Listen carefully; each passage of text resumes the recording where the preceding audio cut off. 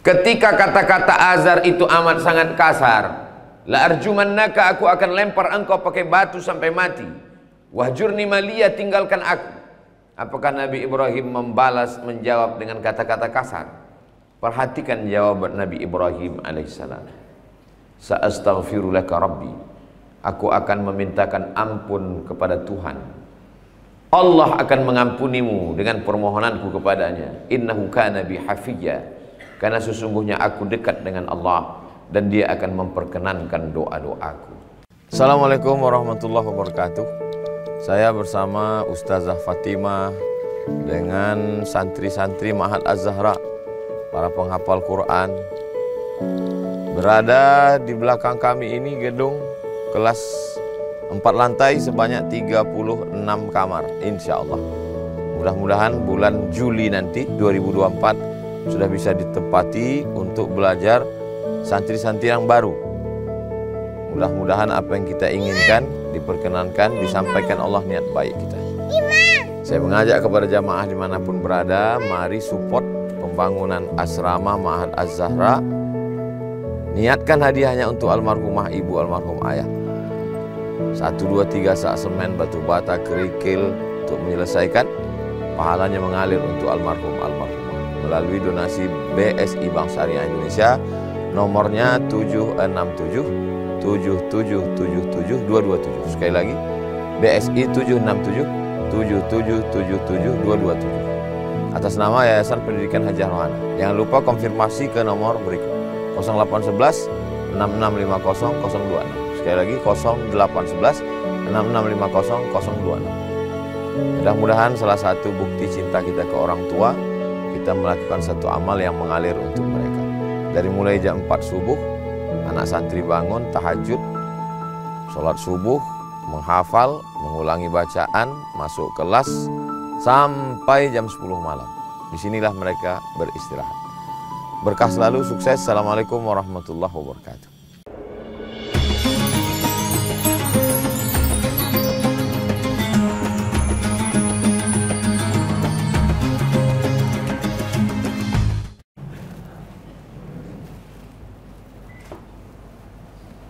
Assalamualaikum warahmatullahi wabarakatuh.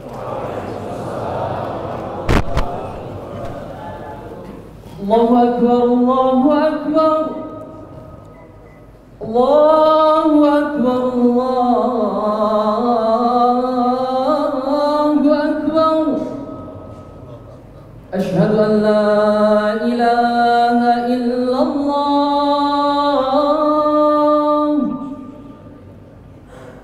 Asyhadu an la ilaha illallah.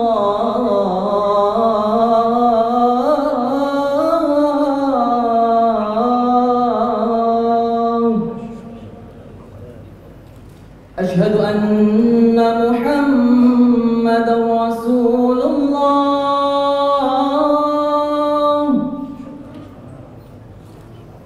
Asyhadu anna Muhammadar Rasulullah.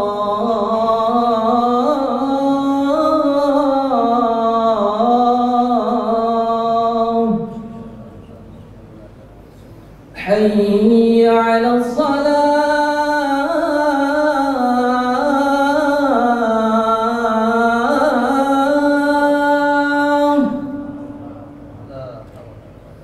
حي على الصلاة.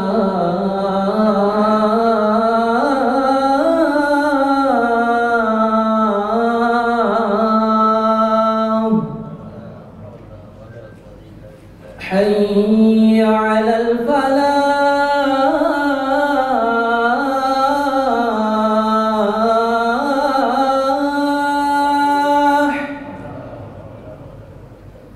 حي على الفلاح.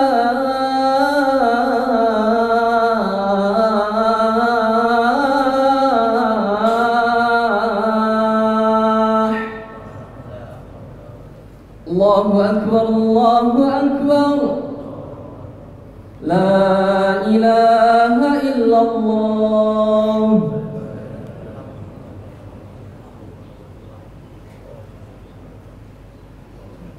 Ma'asyiral muslimin rahimakumullah. 'anil nabiy sallallahu alaihi wasallam anna yawmal jum'ati sayyidul ayyami wa 'idul muslimin. Wahai segenap kaum muslimin yang dimuliakan Allah, telah datang dari baginda Nabi Muhammad sallallahu alaihi wasallam bahwa sesungguhnya hari Jumat merupakan penghulunya hari-hari dan merupakan hari besarnya bagi umat Islam. فَإِذَا صَعِدَ الْخَطِيبُ الْمِنْبَرَ وَشَرَعَ فِي الْخُطْبَةِ فَلَا يَتَكَلَّمَنَّ أَحَدُكُمْ فَقَدْ وَرَدَ أَنَّ رَسُولَ اللَّهِ صَلَّى اللَّهُ عَلَيْهِ وَسَلَّمَ قَالَ. Maka apabila khatib telah naik ke atas mimbar kemudian menyampaikan syiar khutbah, maka jangan ada di antara kalian yang berbicara. Karena berkaitan dengan hal ini sungguh telah ada peringatan dari baginda Nabi Muhammad sallallahu alaihi wasallam, dan beliau bersabda, "Idza qulta li sahibika yawmal jum'ati ansir wal imam yakhutub faqad laghut." Wa fi haditsin akhar, "Wa man lagha fala jum'ata lahu." Barang siapa yang berkata kepada orang yang berada di dekatnya atau berada di sebelahnya, sekedar ia hanya mengatakan ansit atau diamlah, sedangkan saat itu khatib sedang berkhutbah, maka sungguh ia telah melakukan hal yang sia-sia. Dan di dalam hadis lain baginda Nabi Muhammad SAW juga menerangkan, barang siapa yang melakukan hal yang sia-sia atau laghaw, fala jum'ata, maka sama saja seperti ia tidak melaksanakan rangkaian ibadah salat Jumat.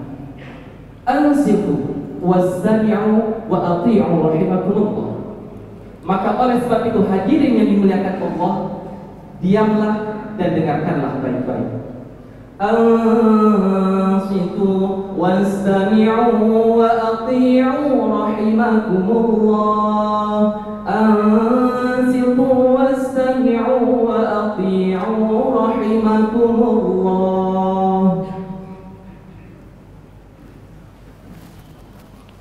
Alhamdulillah, wassalatu wassalamu ala Rasulillah Sayyidina wa maulana Muhammad ibn Abdillah wa ala alihi wa sahbihi wa man tabi'ahu wa mawalah.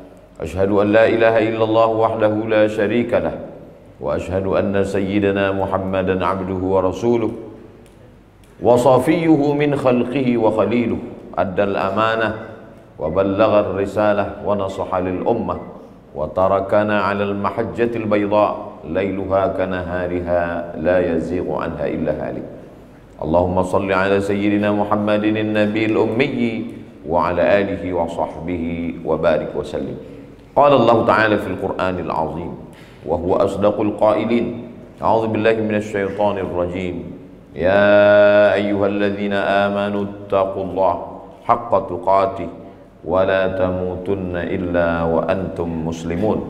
Wa qala ta'ala fi ayatin ukhra, ya ayyuhalladzina amanu taqullaha wa qulu qawlan sadida yuslih lakum a'malakum wa yaghfir lakum dhunubakum wa man yuti'illaha wa rasulahu faqad faza fawzan 'azima. Ibadallah, usikum wa nafsi bi taqwallah wa ta'atihi faqad fazal muttaqun. Hadirin jamaah Jumat yang dimuliakan Allah Subhanahu wa ta'ala.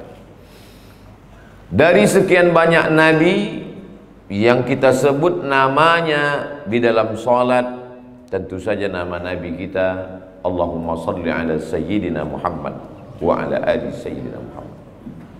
Namun setelah itu adalah nama nabi kama sallaita ala sayyidina Ibrahim wa ala ali sayyidina Ibrahim. Diulang sekali lagi, kama barakta ala sayyidina Ibrahim wa ala ali sayyidina Ibrahim. Bahkan Syekh Ali Jum'ah mengatakan solawat yang paling afdal adalah solawat Ibrahimiyah yang ada Nabi Ibrahim di dalamnya, Salawat ini disebutkan dalam Sahih Al-Bukhari, Sahih Muslim. Allahumma salli ala Sayyidina Muhammad wa ala ali Sayyidina Muhammad kama sallaita ala Sayyidina Ibrahim wa ala ali Sayyidina Ibrahim. Allahumma barik ala Sayyidina Muhammad wa ala ali Sayyidina Muhammad kama barakta ala Sayyidina Ibrahim wa ala ali Sayyidina Ibrahim fil alamina innaka Hamidum Majid. Mengapa Nabi Ibrahim? Tentulah banyak alasan yang dikemukakan para ulama. Di antaranya supaya kita mengambil hikmah dari kehidupan Nabi Ibrahim alaihissalam.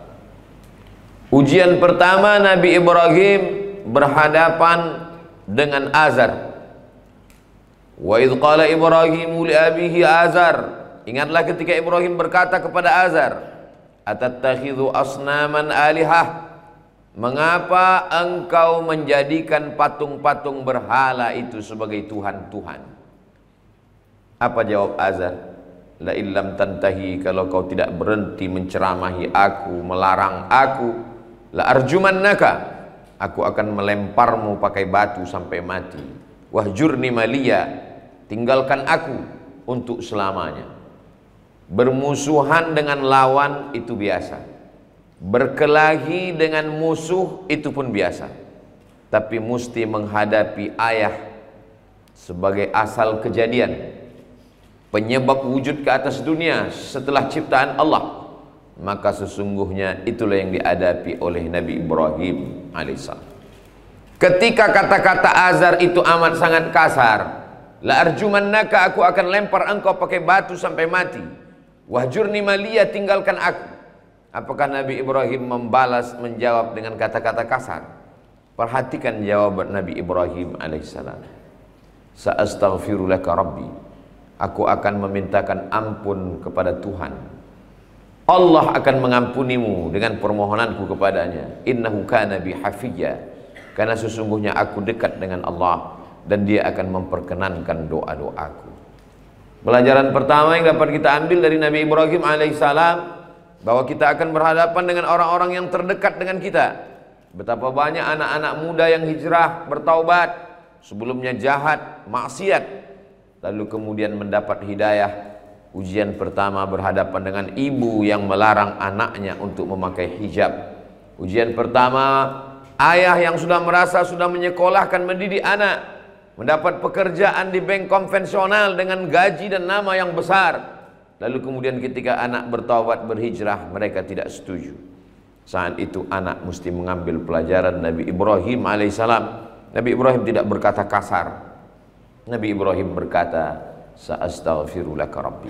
Ibu yang melarang untuk berhijab, aku akan memintakan ampun kepada Allah untukmu. Ayah yang melarang anak untuk keluar dari bank konvensional, aku akan memintakan ampunan kepada Allah untukmu. Innahu kana bihafiyya, Allah akan mengampuni segala dosa-dosa. Nabi Muhammad SAW tidak berhadapan dengan ayah dan ibunya, karena risalah datang setelah mereka meninggal dunia. Nabi berhadapan dengan pamannya. Tabbat syada abi lahabin wa tabba, ma aghna anhu maluhu wa ma kasab, sayasla naran dzata lahab, wa imra'atuhu hammalatal hatab, fi jidha hablum mim masad. Padahal Abu Lahab adalah paman yang amat sangat baik. Ketika Abu Lahab punya seorang pembantu bernama Suwaibah. Suwaibah diperintahkan untuk menjaga adik iparnya yang bernama Aminah. Tunggu kelahirannya. Nanti kalau dia melahirkan anak, sampaikan kabar bahagia ini ke rumah. Hari yang ditunggu pun datang, kebahagiaan pun tiba. Suwaibah datang memberikan kabar bahwa anak yang dinanti sudah pun wujud ke atas dunia. Wahai paman Abu Lahab, Aminah sudah melahirkan anak. Maka pada saat itu apa kata Abu Lahab? Sejak hari ini engkau tidak lagi menjadi hamba sahaya. Engkau bebas dari perbudakan. Engkau tidak lagi menjadi seorang budak. Engkau bebas, wahai Suwaibah. Begitulah senangnya hati Abu Lahab mendapatkan keponakan bernama Muhammad SAW yang baru saja dilahirkan oleh Aminah. Kapan Abu Lahab itu marah? Abu Lahab marah setelah Nabi Muhammad SAW mendapatkan wahyu.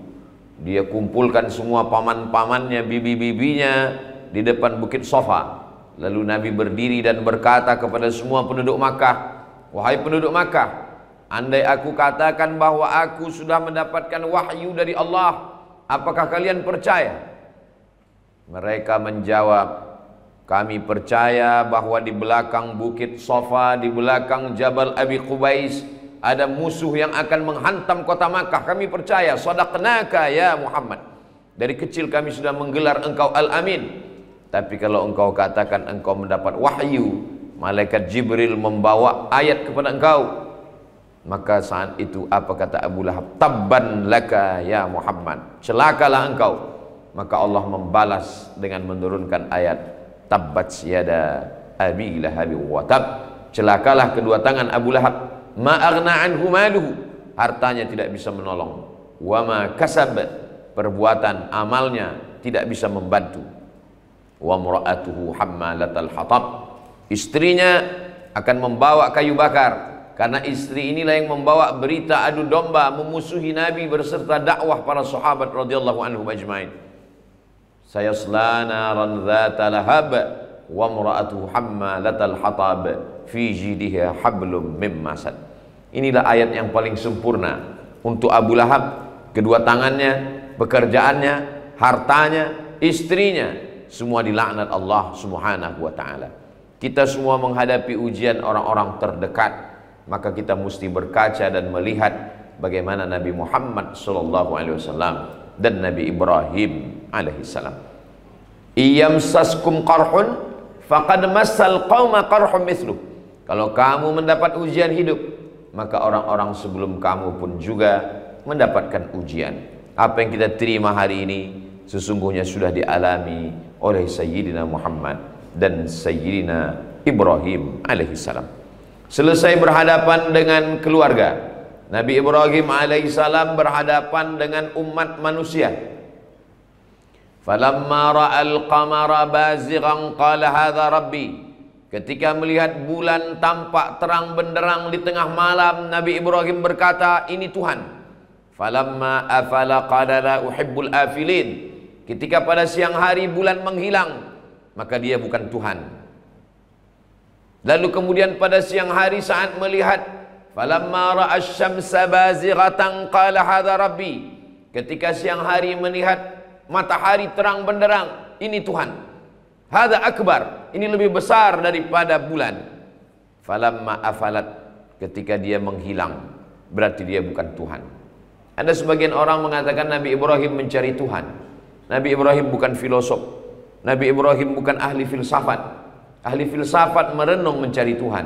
Sedangkan Nabi adalah orang yang dipilih oleh Allah Subhanahu wa ta'ala. Mereka kenal Allah karena Allah memilih mereka untuk memperkenalkan Allah kepada umat manusia. Lalu kenapa Nabi Ibrahim mengatakan melihat bintang-bintang adalah Tuhan, melihat bulan-bulan adalah Tuhan, melihat matahari-matahari adalah Tuhan? Ketika semuanya menghilang, lenyap, maka mereka bukan Tuhan.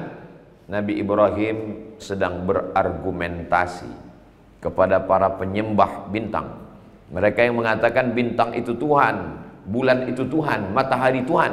Kalau memang mereka Tuhan, kenapa mereka lenyap? Kenapa mereka hilang? Nabi Ibrahim sedang mengajak mereka berfikir menggunakan akal yang dipikirkan, yang dikirimkan Allah Subhanahu wa ta'ala. Nabi-nabi tidak pernah mencari Tuhan, karena nabi-nabi itu diperkenalkan Allah melalui dirinya sendiri. Allah yang memperlihatkan kuasanya kepada nabi-nabi, lalu nabi itu menjelaskan kepada umat manusia. Allah Subhanahu wa ta'ala mau menunjukkan kepada mereka, para penyembah bintang gemintang, sampai hari ini masih ada manusia yang percaya bahwa takdir manusia terkait dengan hari lahir, bulan lahir. Mereka disebut percaya dengan astrologi. Sedangkan umat Islam disuruh mempelajari astronomi, ilmu langit, ilmu bumi, geologi, ilmu yang terkait dengan peredaran bintang gemintang, rembulan, matahari dan planet-planet, astronomi. Kita disuruh mempelajari itu semua. Inna fi khalqis samawati, dalam penciptaan langit, astronomi. wal ardi, penciptaan bumi, geologi, waqtilafil laili wan nahar, perputaran siang dan malam, la ayatin, itu semua adalah ayat-ayat, tanda-tanda kebesaran Allah. Bagi siapa? Liulil albab, bagi orang yang berfikir. Siapa ulul albab itu? Siapa orang yang berfikir itu? Alladzina yadhkuruna Allah, orang-orang yang berzikir mengingat Allah, menyebut Allah qiyaman ketika tegak, wa qu'udan ketika duduk, wa ala junubihim saat berbaring. Lalu kemudian mereka mengatakan, Rabbana ma khalaqta hadza batila, tidaklah yang engkau ciptakan ini sia-sia. Subhanak, maha suci engkau. Faqina adzaban nar, selamatkan kami dari azab neraka. Anak-anak umat Islam diperintahkan untuk mempelajari astronomi, ilmu falak. Bagaimana umat Islam menetapkan 1 Muharram, bagaimana menetapkan 1 Ramadan, 1 Syawal, berdasarkan ru'yah. Tapi ru'yah mustahil, dia hanya disokong, dibantu dengan ilmu falak, ilmu astronomi, ilmu yang mengkaji tentang peredaran matahari dan bulan. Lita'lamu adadas sinina wal hisab, supaya kamu tahu bagaimana hitungan tahun. Itulah yang diperintahkan. Adapun yang terkait dengan nasib, kadzdzabal munajjimun walau shadaqu, para ahli perbintangan, ahli nujum itu bohong kalau mereka meramal nasib. Kalaupun kebetulan terjadi, itu hanya kebetulan saja. Orang yang percaya kepada ramalan nasib perbintangan, maka rusaklah akidahnya kepada Allah Subhanahu wa taala. Man atakahinan, siapa yang datang kepada peramal, fasaddaqahu bima yaqul, percaya kepada ramalan, falam tuqbal lahu salatun arba'ina lailah, tak diterima salatnya 40 hari 40 malam. Man ata'arrafan, siapa yang datang kepada peramal, datang kepada dukun, fasaddaqahu bima yaqul, percaya kepada ramalan dukun, percaya kepada ramalan peramal, faqad kafara bima unzila ala Muhammad, maka sesungguhnya dia sudah dianggap kafir terhadap apa yang diturunkan kepada Nabi Muhammad sallallahu alaihi wasallam. Nabi Ibrahim ujiannya adalah berhadapan dengan azar. Selesai ujian dengan azar, berhadapan lagi dengan ujian umat masyarakat yang percaya kepada perbintangan. Sampai hari ini masih ada umat manusia, bahkan orang Islam sendiri pun percaya kepada Allah, tapi juga percaya kepada perbintangan. Nujum diambil dari kata najam. Najam artinya bintang, nujum artinya bintang-bintang. Nasib manusia dikaitkan dengan bintang-bintang. Inna khalaqna kulla syai'in, kami menciptakan segala sesuatu, ditetapkan Allah dengan takdirnya, kuasa Allah. Di antara rukun iman yang keenam, antu'mina bil qadari, percaya kepada takdir, khairihi wa syarrihi, takdir baik dan takdir buruk, kembalikan kepada Allah Subhanahu wa ta'ala. Selesaikah ujian Nabi Ibrahim alaihissalam? Belum. Nabi Ibrahim alaihissalam masih berhadapan lagi dengan umat penyembah berhala. Ketika mereka semua pergi ke kebun kurma, Nabi Ibrahim melihat kesempatan. Nabi Ibrahim mengambil kampak yang besar, dia pergi ke tempat berhala-berhala, dia hancurkan berhala-berhala itu. Lalu kemudian dia gantungkan kampak yang besar itu ke leher berhala yang paling besar. Setelah mereka kembali, mereka melihat puing-puing berhala hancur berserakan.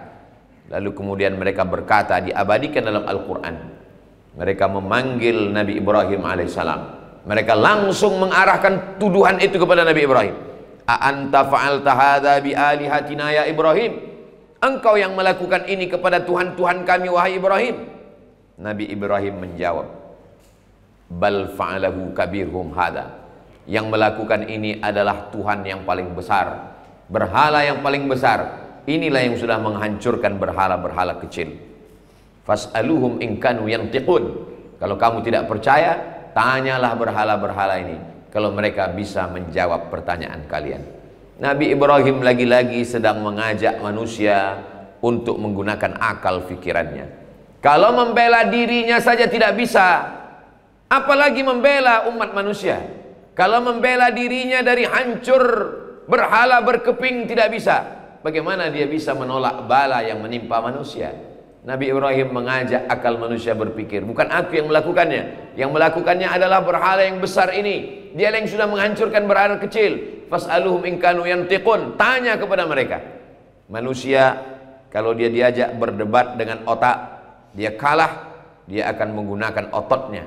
Dia akan mengadu kepada penguasa karena dia kalah. Di saat itu Namrus memerintahkan untuk menyalakan api unggun, membakar Nabi Ibrahim alaihissalam. Diabadikan dalam Al-Quran, harriquhu, bakar dia. Di saat itulah turun pertolongan Allah subhanahu wa ta'ala. Apa kata Allah kepada api? Ya nar, wahai api, kuni bardan, jadilah engkau api yang sejuk, wasalaman, dan selamat, ala Ibrahim, kepada Nabi Ibrahim alaihissalam. Apa kata ahli tafsir?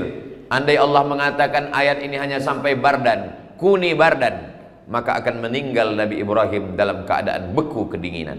Tapi Allah menyebutkan kuni bardan wasalaman, jadilah engkau sejuk dan sejukmu itu tidak mudaratkan. Wasalaman ala Ibrahim, Nabi Ibrahim keluar dari api itu dalam keadaan dingin. Tak ada yang sulit bagi Allah. Innama amruhu idza arada syai'an ayyakula lahu kun fayakun. Selesai menghadapi azar, belum selesai, masih ada ujian menghadapi penyembah bintang gemintang. Berakhir dengan penyembah bulan, matahari dan bintang. Belum berakhir ujian, masih berhadapan dengan penyembah berhala. Apakah selesai ujian? Belum. Nabi Ibrahim menikah dengan Sarah, tidak juga dikunjungi anak. Anak belum juga lahir, Nabi Ibrahim berdoa, Rabbi habli minas salihin, Rabbi habli minas salihin, Rabbi habli minas salihin. Sampai akhirnya menikah dengan Sarah, belum juga punya anak. Rabbi habli minas salihin. Imam Abul Fida Ismail Ibnu Katsir menyebutkan dalam tafsir Al-Quranil Azim, 86 tahun umur Nabi Ibrahim, barulah Allah mengirimkan seorang anak bernama Ismail alaihissalam. Untuk apa kita sebut namanya? Supaya kita sabar bahwa di balik kehidupan ada ujian yang luar biasa. Mudah-mudahan kita diberikan kesabaran seperti yang diberikan Allah kepada Nabi Ibrahim alaihissalam. Kama sallaita ala Ibrahim wa ala ali Ibrahim, kama barakta ala Ibrahim wa ala ali Ibrahim fil alamina innaka Hamidum Majid. Barakallahu li wa lakum fil Qur'anil azim wa nafa'ani wa iyyakum bima fihi minal ayati wa dzikril hakim wa taqabbala minni wa minkum tilawatahu innahu huwal ghafurur rahim. Assalamualaikum warahmatullahi wabarakatuh. Saya bersama Ustazah Fatimah dengan santri-santri Ma'had Az-Zahra, para penghafal Quran. Berada di belakang kami ini gedung kelas 4 lantai sebanyak 36 kamar, insya Allah. Mudah-mudahan bulan Juli nanti 2024 sudah bisa ditempati untuk belajar santri-santri yang baru. Mudah-mudahan apa yang kita inginkan diperkenankan, disampaikan Allah niat baik kita. Saya mengajak kepada jamaah dimanapun berada, mari support pembangunan asrama Ma'had Az-Zahra. Niatkan hadiahnya untuk almarhumah ibu, almarhum ayah. 1, 2, 3 sak semen, batu bata, kerikil untuk menyelesaikan. Pahalanya mengalir untuk almarhumah melalui donasi BSI Bank Syariah Indonesia, nomornya 767 7777227. Sekali lagi, BSI 767 7777227 atas nama Yayasan Pendidikan Hajah Rohana. Jangan lupa konfirmasi ke nomor berikut 0811 6650 026. Sekali lagi 0811 6650 026. Mudah-mudahan salah satu bukti cinta kita ke orang tua, kita melakukan satu amal yang mengalir untuk mereka. Dari mulai jam 4 subuh, anak santri bangun, tahajud, sholat subuh, menghafal, mengulangi bacaan, masuk kelas, sampai jam 10 malam. Disinilah mereka beristirahat. Berkah selalu, sukses. Assalamualaikum warahmatullahi wabarakatuh.